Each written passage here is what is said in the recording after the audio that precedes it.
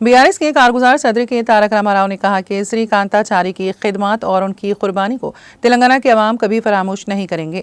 श्रीकांताचारी ने रियासत में बरसर इख्तिदार उस वक्त की कांग्रेस हुकूमत की जानिब से तेलंगाना के कारकुनों के साथ किए जाने वाले सुलूक और के चंद्रशेखर राव की गिरफ्तारी को देखकर बर्दाश्त नहीं कर सके।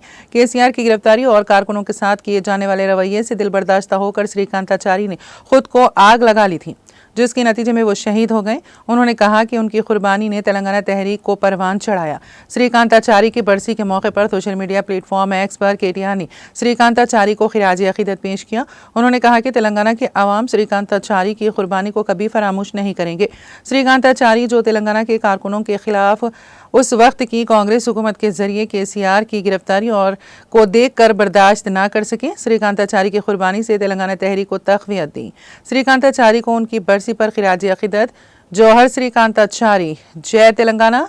KTR ने ये ट्वीट किया।